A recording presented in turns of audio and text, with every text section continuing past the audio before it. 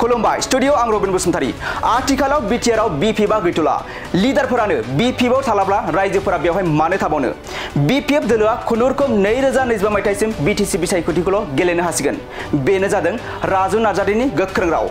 गुबुन गुबुन बियाफोराव इउपिपिएल राजखान्थि हान्जाया बुथ सन्मेलन हाबाफारि लाबोनाय बायदिनो थिग बिदिनो दिनैबो 22 नं कक्लाबारि बियाबाव कक्लाबारि ब्लक इउपिपिएलनि बानजायनायाव 22 नं कक्लाबारि बियाबनि सिङाव थानाय बुथ कमिटिफोरखौ लानानै बुथ सन्मेलन हाबाफारि लादों 4,500निबो बांसिन मावथिफोरनि नुजाथिनायाव कक्लाबारि ब्लक इउपिपिएलनि सन्मेलन हाबाफारिया कक्लाबारि ब्लक इउपिपिएलनि आफादगिरि बिपुल बर'नि मेल सामलायनायाव जाफुंसारनायखौ नुनो मोननाय जादों बे हाबाफारियावनो आलासि महरै नुजाथियो आसामनि केबिनेट मन्त्रि उर्खाव गोरा ब्रह्म लकसभानि एमपि जयन्त बसुमतारी इउपिपिएलनि गाहाय नेहाथारि राजु नार्जारि फैलाजे बरगयारि समनाथ नार्जारि 22 नं कक्लाबारि बियाबनि एमसिएलए मन्टु बर' आरो इउपिपिएलनि गोबां दैदेनगिरिफोरा बाहागो लाफैयो मख'नो गोनांदि मिरु इउपिपिएलनि गाहाय नेहाथारि राजु नार्जारिया खौरांगिरिनि सिगाङाव फोरमायनाय बायदिब्ला 2025 मायथाइनि बिटिसि बिसायख'थिखौल' खुनुरुखुम गेलेनो हासिगोन बिपिएफ हान्जाया लोगोसे बिथाङा बुंबावदों दि बिपिएफ दोलोआव रावबो दैदेनगिरि लिडारफोरानो बिपिएफ दोलोखौ फोथायलाब्ला रायजो राजाफोरा माबोरै फोथायबावनो एबा बिपिएफ दोलोआ दैयाव गबोबाय होनना बुङो राजु नार्जारि बिथाङा बेनि अनगायैबो बिथां राजु नार्जारिया खौरांगिरिनि सिगाङाव मा बाथ्रा बुंबावखो फै जों आबुङै मिथिना लानि कक्लाबारि समस्तिया इउपिपिएलनि समस्तिखा इउपिपिएलआनो देरहाखानाय बेयाव 2015आवबो देरहादों 2020आवबो देरहादों 2021आव एमएलएआवबो देरहादों आरो बाइ इलेक्सनाबो 2021आवमोन ना 2021आवनो 2015आव देरहादों औ बेखौनो बुंबाय आङो 2021आवबो देरहाबाय दा जोङो बाव जोंनि इउपिपिएलनि समस्तिखा गथिखे जोंनि बुथ कमिटिनि जोंनि लोगोफोरजों जों लोगो हमलायनो फैदों लोगो हमलायनानै दिनै जोंहा जिहेतु इलेक्सना फैगासिनो दं आरो जोंना फकासा जाहैबाय 2025आव इउपिपिएलआ प्रमद बर' सारनि दैदेननायाव फिन खनसेबाव सरकार दानो थांगासिनो दंखायो जोंनि फकासा दा 2025 नङा जोंना जाहैबाय 2026नि 15था एमएलए समस्ति दं बे 15थाखौ जों 15थाबो देरहाजोबनानै आसाम सरकारा दानायाव जोङो गोख्रों भाबै बाहागो लानो नागिरदों जिहेतु बिजेपिआबो नोंथांमोननि मित्र जुग हिसाबै बिथांमोना एक्सट्रा गेलेगोन होनना बुंदों दा बिजेपिआ जाहैबाय आलादा मोनसे पलिटिकेल पार्टि दाबो सम दंबावो 3 मास 3.5 माससो सेप्तेम्बरनि जोबनायथिंजाय इलेक्सना जागोन होननाय खोनादों जोङो मोननै हान्जाजों जिरायलायनानै सावरायगोन जों सावरायथ'वाखै नाथाय बिथांमोनखौ खावलायदों बे दिसपुराव थानानै गुवाहाटियाव थानानै नोंथांमोना बे माइकखौ सिगांनानै होयोब्ला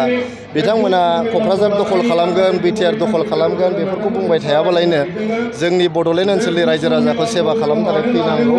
बिथांमोना फैनानै बड'लेण्ड ओनसोलाव थानानैनो खामानिखौ मावफैनांगौ गुवाहाटिनिफ्राय मिडिया बाइट होबाय थायोबा जेबो जाया बिथांमोना फैनांगौ रायज्लायफैनांगौ आरो मोनसे जिनिसखौ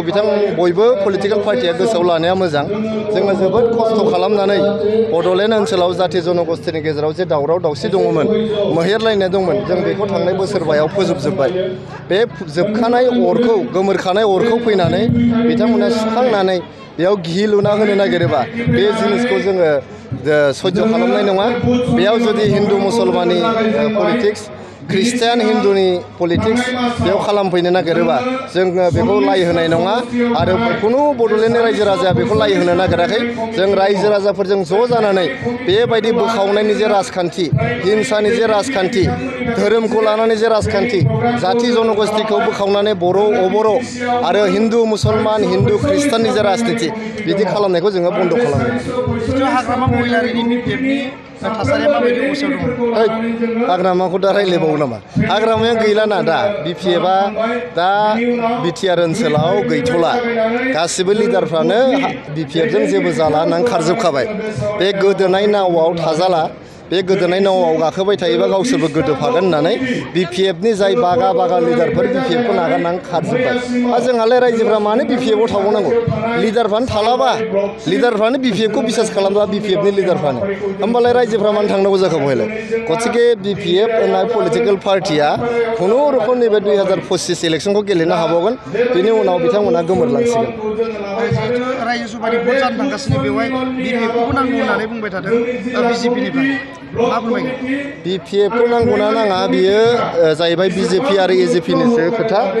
बिपिएफ खौ एजेपि आरो बिजेपिआ